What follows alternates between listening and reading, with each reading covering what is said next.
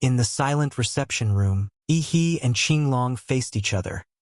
The man's body was as massive as a mountain, almost swallowing the light in the narrow room. His voice was hoarse, mixed with a dry chuckle as he began to recount yesterday's battle on the moon with that godlike figure. He warned against exaggeration. Yes, he had been hit by a blast of chi from that impostor's tainted moon, but in the end the one still standing was him. The strange emotai only managed a few moves before his already rotten body split and disintegrated. At the mention of it, Qinglong's expression shifted. A hardly concealed flash of horror flickered in the depths of his eyes. If he hadn't slyly fled, he'd be a corpse by now, he ground out. Don't wait for me to seal that sigil for you anymore. Hearing that, he looked briefly flustered, his hand unconsciously covering half his mouth. He hadn't expected Qinglong to explain so sincerely. This demeanor, though it no longer bore the aloof mystique of a lofty immortal as imagined, felt strangely familiar. Then suddenly, before Qinglong gripped his shoulder and shrugged off his heavy coat, letting it fall to the floor like a hard shell being cast aside. He spoke in a low voice, "Let's begin. I'll seal that sight for you." His body showed in the dim light, muscles solid and wrapped in bandages, as if containing a flame sealed within. His brows furrowed, his gaze as deep as an abyss. He continued in a hoarse voice like an ancient bell. The headmaster, the man who once read 1,000 omens of fate, had spoken of the special nature of your destiny. So now I can tell you one thing. Have you ever thought that those demon beasts were once sentient beings, no different from humans? At those words, dark, vague images of black, slimy creatures, like breathing shadows, flashed through Yi's mind. A shiver ran down his spine. His face went deathly pale. Qinglong still spoke slowly, as if turning over memories long sealed. When I was still a mystic martial master, I once entered an ancient ruin in an A-grade area with my master and 5 senior brothers. But in the end, only I came out. He paused, his breath heavy, then continued, carrying a curse. The account stunned Yi. His eyes showed disbelief. "A curse," he softly repeated, almost whispering. Qinglong replied, his voice deep as if echoing from an abyss. "My body began to change, little by little becoming demonized. My reason gradually slipped from my control. Even the best doctors could not stop that process. I chose to exile myself. I did not want to become a monster among my own people or be killed by them." He closed his eyes and nodded slightly, as if looking back over the lonely road he'd traveled, then continued. "I left for the wilds of the great Eastern Ocean, intending to die there. But a tsunami swept me to an island that had never been named on any map, a place that harbors a secret beyond explanation." Qinglong faltered, his gaze cold as steel. For the rest, he lowered his voice. "I cannot reveal it. It concerns the fate of the nation and the future strategy of Xia." His voice deepened, sounding like suppressed thunder. After hearing this, he could only fall silent, her heart suspended between curiosity and disappointment, thinking to herself that the old man really knew how to kill the mood. After a moment, Qinglong exhaled softly, his hands slowly unwrapping the bandages around his body. He said in a solemn voice, "Someone helped me escape the fate of demonic corruption." The bandages fell away in layers, revealing skin covered with talisman-like markings that writhed as if breathing. When the final strip was removed, a dense aura of death exhaled from his body, plunging the room into a chill rising from the earth, heavy, eerie, and suffocating. As the ominous patterns carved into Qinglong's skin became apparent, he stood stunned, eyes wide as if hypnotized by something beyond human understanding. But before she could utter a word, a sudden violent pain ripped through her consciousness. He screamed, clutching her bleeding face with both hands as thick black blood streamed from the corners of her eyes, hot and heavy like burning coals. When the pain subsided for a moment, he looked down at his blood-stained hand, in which strands of thick black blood mingled. His breath trembled. "Although the sample's restorative power let me regenerate in an instant, that single look nearly pulled my soul from my body." Qinglong watched him silently, his gaze as deep as an abyss. In a low voice he thought to himself, Ordinarily, when martial artists touch my talismans they faint, and the weaker ones have their souls shattered, leaving only empty shells. Yet this man only shed a little blood, truly unusual. The ancient scriptures were not wrong. He is the anomaly of this era. He raised his hand, pointed his index finger at Ihi, his voice decisive and ringing like a curse. Do not resist. I will carve 2 seals into your sea of consciousness. From now on your sleep will no longer be disturbed. Before Ihi could react, a stream of abyssal black energy erupted from Qinglong's fingertip, curling like living smoke. Between his brow and the man's hand a light burst forth. The ancient symbols on Qinglong's skin began to detach, flowing along the beam and merging into Ihi's mind. At that very instant, his body went rigid.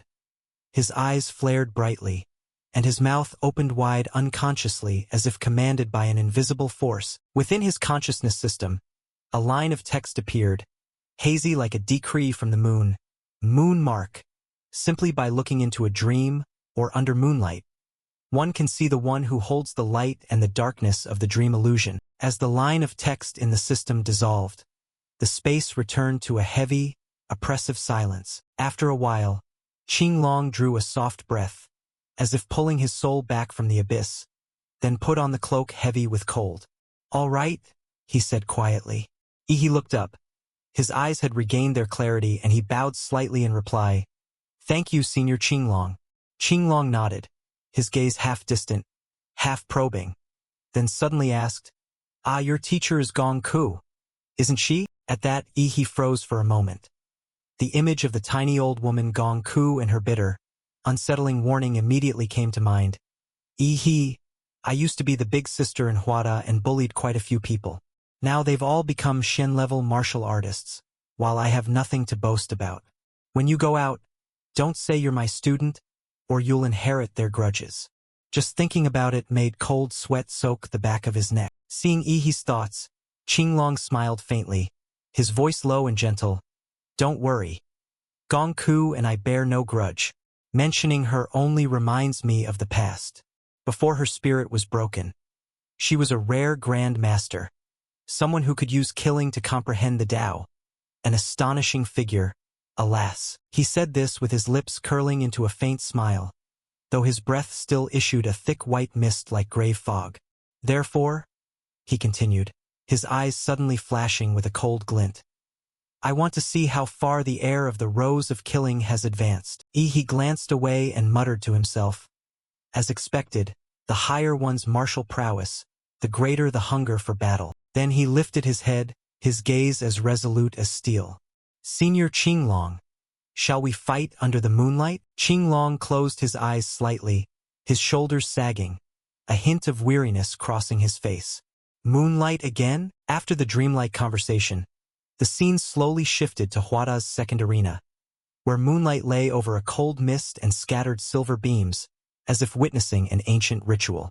Ihi and Qinglong stood facing each other, their auras colliding in an oppressive silence. Qinglong's voice rang out, deep and dull like a drum buried in the earth. This time I will not strike first. Use everything you've got. I will rely only on the pure strength of my body, focused into a single finger. He raised his hand, a faint glow emanating from his fingertip, then continued softly. If you can force me to take a half step back, consider it your victory. In that case, I will not only help you complete one task, but also grant you exemption from the long TUC examinations, along with the privileges afforded to the elite ranks. His words rang out as if carved into the air, making he keenly feel the weight of both the challenge and the reward. He bowed in salute, his voice resounding. Then, Senior Qinglong, please instruct me. Moonlight pierced the clouds, shining down on the two figures standing in the arena like polar opposites. Ihi's breath harmonized with the moon's qi as he drew forth a great blade, metal that gleamed as if forged from the night's essence. Silver light pooled along the blade, rippling into spiraling bands of energy, as though the moon itself were channeling all its force into a single strike. Qinglong watched, his gaze darkening slightly. This aura is akin to demonic energy, but not a corrosive force. It shares the moonlight's attribute while being purer and more dangerous. While he was still gathering himself, He rose into the air, his form blending with the silver halo like a falling celestial body. His shout rang across the arena. Senior Qinglong, first move. Receive this. A blade over 30 meters long swept down as he unleashed the move World-Slaying Diagram. Sixth Crescent. The blade opened like a curtain of infernal light. Qinglong immediately tightened his grip. His fingers trembled as internal power erupted, raising a vortex of qi to meet the strike. A deep murderous intent flickered through Qinglong's heart. This aura has already exceeded the limits. Gong's thin, bony feet swayed lightly in midair. She lay sprawled on the velvet sofa, half awake and half dreaming, mumbling a few lazy, drowsy sounds. Ha! Ha! Ah! The moment that had seemed calm suddenly vanished when a chilling murderous aura tore through the air. Her whole body trembled, her breath caught, and she shot upright as if pricked by needles. That murderous intent. It's for me, he. Gong's voice rang out in horror. Her face went pale and her eyes widened in disbelief. Impossible. He only left here 3 days ago. How could his aura have changed so dramatically? Could that brat have gone mad and slaughtered the entire city? The trembling words echoed through the icy room. The scene immediately shifted to a luxurious hotel within the Huada grounds. In the dimly lit room, 2 figures sat tangled on the bed. A male martial artist with green hair sat upright while the girl behind him clung to him, her arms wrapped tightly across his chest, her breath warm against his skin. Her eyes shone with longing, her voice low and honeyed with danger. Zhen Zhuang, is something wrong?